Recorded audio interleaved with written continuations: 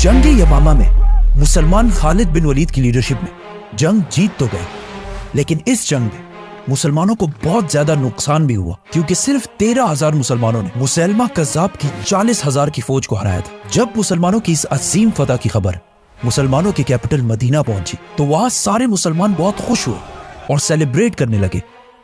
लेकिन हजरत उमर रज़ियल्लाहु अन्हु ने देखा कि इस जंग में बहुत सारे सहाबा ऐसे शहीद हुए जो हाफिज कुरान थे, ऑलमोस्ट 700 सहाबा। तो उन्होंने सोचा कि अगर इसी तरह हाफिज कुरान दुनिया से जाते रहे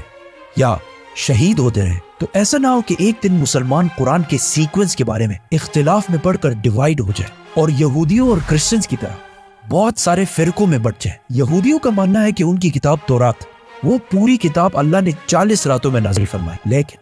कुरान तौरात की तरह एक रात में नहीं बल्कि 23 साल तक थोड़े थोड़े हिस्सों में नाजिल होता रहा। रसूलुल्लाह सल्लल्लाहु अलैहि वसल्लम को यहूदियों और क्रिश्चियंस की आसमानी किताबों तौरात और इंजील के चेंज होने का अच्छी तरह पता था, तो उन्होंने शुरू से ही कुरान की हिफाजत के लिए एक स्ट्रिक्ट सिस्टम बनाया। कुरान का सबसे पहले नाजिल होने वाला लफ्ज इक़रा था, मतलब रीड। लेकिन आज से 1400 साल पहले मक्का में ऐसे लोग बहुत कम थे जो कुरान को लिख और पढ़ सके। लेकिन पहले दिनों से ही इस्लाम कबूल करने वालों में कुछ लोग ऐसे थे जिन्हें पढ़ना लिखना आता था। तो रसूलुल्लाह सल्लल्लाहु अलैहि वसल्लम ने उनमें से कुछ ट्रस्टेड सहाबा को कुरान लिखने के लिए सेलेक्ट किया। जब भी आप सल्लल्लाहु अलैहि वसल्लम पर कुरान की कोई आयत नाजिल होती तो वो सबसे पहले उन स्क्राइब्स, मतलब पढ़े लिखे मुसलमानों को बुलाते और उनके सामने कुरान की आयत पढ़कर सुनाते और उन्हें ये भी बताते कि किस आयत को कौन सी सूरत में लिखना है और किस आयत के बाद लिखना है, जिसे ये सारे स्क्राइब्स बहुत केयरफुली लिख देते। जिसके बाद दोबारा ये स्क्राइब्स उन आयत को आप सल्लल्लाहु अलैहि वसल्लम को पढ़कर सुनाते और अगर उसमें कोई गलती हो तो आप सल्लल्लाहु अलैहि वसल्लम उसे दूर कर देते और इस तरह 2-3 बार रिवाइज करने के बाद ही कुरान बाकी मुसलमानों तक पहुंचाया जाता। कुरान लिखने और पढ़ने वाले तो बहुत कम थे, जिसकी वजह से बाकी सहाबा ने कुरान को सुनने के साथ साथ इसे ज़बानी याद करना भी शुरू किया। मक्का में बहुत सालों तक कुरान इसी तरह लिखवाया गया, लेकिन मदीना हिजरत के बाद आप सल्लल्लाहु अलैहि वसल्लम ने मस्जिद नबवी के अंदर कुरान लिखवाने का एक प्रॉपर सिस्टम बनाया। मदीना की लिटरेसी रेट,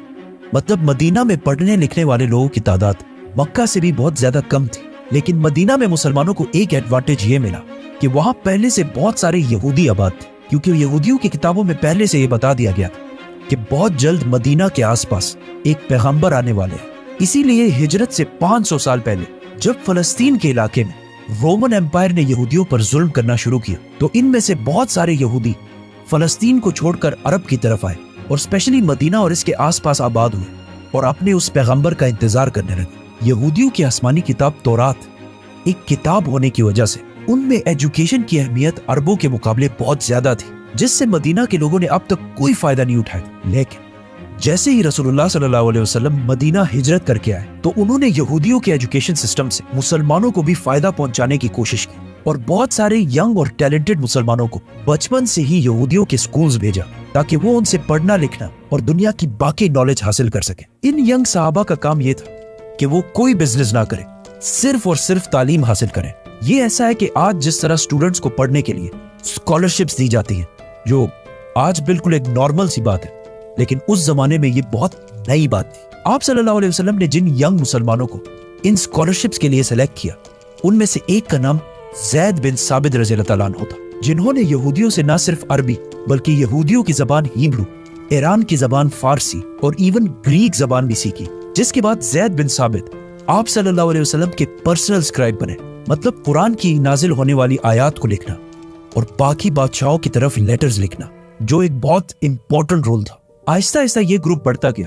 और कुछ एस्टिमेट्स के मुताबिक 75 तक जा पहुंचा। तो आप सल्लल्लाहु अलैहि वसल्लम ने मस्जिद नबवी के अंदर ही एक पोर्शन इन्हीं यंग एजुकेटेड सहाबा के लिए बनाया, जहां ये सहाबा आप सल्लल्लाहु अलैहि वसल्लम से कुरान सीखते, उसे प्रॉपर्ली लिखते और फिर बाकी मुसलमानों तक पहुंचाते। हिजरत के सिर्फ 2 साल बाद जंगे बदर में मुसलमानों ने पहली बड़ी फतह हासिल की, जिसमें मुसलमानों के हाथ बहुत सारे कैदी भी आए, जिनमें से बहुत सारे कैदियों को तो फिदिया लेकर रिहा कर दिया गया, लेकिन कुछ कैदी ऐसे थे जो अपनी रिहाई के लिए फिदिया नहीं दे सके। तो उन्हें आप सल्लल्लाहु अलैहि वसल्लम ने ये ऑप्शन दिया कि अगर वो 10 मुसलमानों को पढ़ना लिखना सिखा दे तो मुसलमान उन्हें रिहा कर देंगे। इस तरह मदीना में यहूदियों के अलावा मुसलमानों ने भी अपने स्कूल्स बनाना शुरू कर दिए और आहिस्ता आहिस्ता मदीना की लिटरेसी रेट बाकी अरब के मुकाबले में बढ़ने लगी। इन स्टूडेंट्स का काम सिर्फ कुरान लिखना नहीं था, बल्कि मदीना की रियासत के बाकी डॉक्यूमेंट्स और रजिस्ट्रेशंस भी यही संभालते थे। जैसे कि आप सल्लल्लाहु अलैहि वसल्लम के हुक्म पर मदीना की पॉपुलेशन को काउंट भी इन्हीं साहबा ने किया था, और यहूदियों की ताकत को टैकल करने के लिए आप सल्लल्लाहु अलैहि वसल्लम ने मदीना में एक बाजार बनाया था जिसकी सारी डॉक्यूमेंटेशन यही एजुकेटेड स्टूडेंट्स करते थे। आप सल्लल्लाहु अलैहि वसल्लम की जिंदगी में तो ये सारा सिस्टम ऐसे ही चलता रहा, मतलब कुरान को केयरफुली लिखा जाता, उसे पढ़ा जाता और बहुत सारे सहाबा उसे जबानी याद कर लेते। लेकिन कुरान आप सल्लल्लाहु अलैहि वसल्लम की जिंदगी के आखिरी साल तक नाजिल होता रहा, जिसकी वजह से कुरान एक कंप्लीट बुक की शक्ल में लिखना इम्पॉसिबल था। और रसूलुल्लाह सल्लल्लाहु अलैहि वसल्लम के वफात के कुछ ही अरसे बाद जंगी यमामा में 700 हाफिज कुरान शहीद हुए। तो हजरत उमर रज़ियल्लाहु ताला अन्हु ने सोचा कि अगर इसी तरह सहाबा शहीद होते गए और आने वाले मुसलमानों के लिए कुरान एक कंप्लीट बुक की शक्ल में ना हो, तो कहीं ऐसा ना हो कि मुसलमान एक दिन कुरान के सीक्वेंस के बारे में इख्तिलाफ में पढ़कर डिवाइड ना हो जाए। तो वो सीधा खलीफा अबू बकर रज़ियल्लाहु ताला अन्हु के पास गए और उन्हें समझाने की कोशिश की कि हमें एटलीस्ट एक कुरान ऐसा कंप्लीट लिख लेना चाहिए जिसका सीक्वेंस उसी तरह हो जिस तरह रसूलुल्लाह सल्लल्लाहु अलैहि वसल्लम ने बताया था, और उस पर किसी को कोई शक ना हो। पहले तो अबू बकर रज़ियल्लाहु ताला अन्हु ने ऐसा करने से बिल्कुल इनकार कर दिया और कहा कि मैं ऐसा काम क्यों करूं जो रसूलुल्लाह सल्लल्लाहु अलैहि वसल्लम ने ना किया हो। लेकिन हजरत उमर रज़ियल्लाहु ताला अन्हु ने उन्हें कन्विंस करने की बहुत कोशिश की और उन्हें यहूदियों और क्रिश्चियंस की किताबों तौरात और इंजील की मिसाल भी दी, क्योंकि मूसा अलैहिस्सलाम पर तौरात नाजिल होने के बाद पहले तो बहुत 100 साल तक तौरात अपने बिल्कुल सही फॉर्म में मौजूद थी, लेकिन मूसा अलैहिस्सलाम की वफात के 800 साल बाद और आज से 2600 साल पहले जब बनी इसराइल फलस्तीन के इलाके में आबाद थे, तो उन पर साथ ही एक नए किंगडम बेबीलोनियन किंगडम ने हमला कर दिया और पूरे फलस्तीन को और स्पेशली जेरूसलम को तबाह बर्बाद कर दिया, जिसके बाद बनी इसराइल की ताकत बिल्कुल टूट गई। बेबीलोनियन किंगडम के बादशाह बख्त-ए-नसर नेबुकदनेस्सर को यहूदियों से इतनी नफरत थी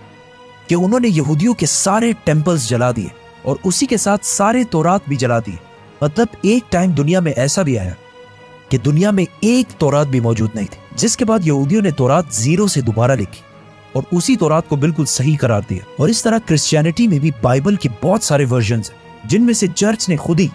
कुछ को सही और बाकियों को गलत करार दिया। जैसे ही हजरत उमर ने अबू बकर रज़ियल्लाहु ताला अन्हु के सामने ये सारी बातें रखी, तो हजरत अबू बकर भी कन्विंस हो गए और फौरन कुरान को एक किताब की शक्ल में लिखवाने का हुक्म दिया। और इस काम के लिए उन्होंने उसी सहाबी ज़ैद बिन साबित रज़ियल्लाहु ताला अन्हु को इंचार्ज बनाया, जिन्हें आप सल्लल्लाहु अलैहि वसल्लम ने बचपन से ही खुद ट्रेन किया था। उस वक्त मदीना में एटलीस्ट 25 सहाबी ऐसे थे जिन्हें पूरा कुरान ज़बानी याद था। तो अबू बकर रज़ियल्लाहु ताला अन्हु ने ज़ैद बिन साबित के अंडर सहाबा की एक टीम बनाई जो सारे हाफिज़ कुरान थे, और कुरान जमा करने के लिए एक बहुत स्ट्रिक्ट सिस्टम बनाया, जिसमें सबसे पहले सारे हाफिज़ कुरान की आयत पढ़कर सुनाते, फिर उन्हें आप सल्लल्लाहु अलैहि वसल्लम की जिंदगी में लिखे जाने वाले कुरान की आयत से मैच किया जाता, और इस सब के बाद भी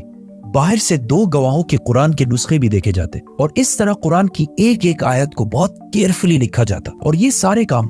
मस्जिद नबवी में सारे मुसलमानों के सामने किए जाते ताकि किसी मुसलमान को भी कोई शक व शुबा ना हो। और इस तरह आखिर सारा कुरान प्रॉपर सीक्वेंस के साथ पहली बार एक कंप्लीट बुक की शक्ल में लिख लिया गया। ये कुरान कंप्लीट होने के बाद मदीना के किसी सहाबी को भी इस कुरान पर एतराज नहीं था। अबू बकर, उमर और अली रज़ियल्लाहु ताला अन्हु सारे इस कुरान के सीक्वेंस पर राजी थे। इस कुरान के कंप्लीट होते ही इसे अबू बकर रज़ियल्लाहु ताला अन्हु के हवाले कर दिया गया, जिसके बाद अगर किसी भी मुसलमान को कुरान के बारे में कुछ जानना होता तो वो आकर इसी कुरान से उसे वेरीफाई कर लेता था। पहले खलीफा अबू बकर रज़ियल्लाहु ताला अन्हु की वफात के बाद ये कुरान दूसरे खलीफा हजरत उमर रज़ियल्लाहु ताला अन्हु के कंट्रोल में आया, और हजरत उमर रज़ियल्लाहु ताला अन्हु के बाद ये उनकी बेटी और आप सल्लल्लाहु अलैहि वसल्लम की जोजा हजरत हफ्सा के पास चला गया। कुरान की सारी आयत एक सीक्वेंस में इस कुरान में जमा करने के बाद लोग दूर दूर से अपने कुरान को इस कुरान से वेरीफाई करने के लिए आने लगे, और बहुत सालों तक ये ऐसे ही चलता रहा। लेकिन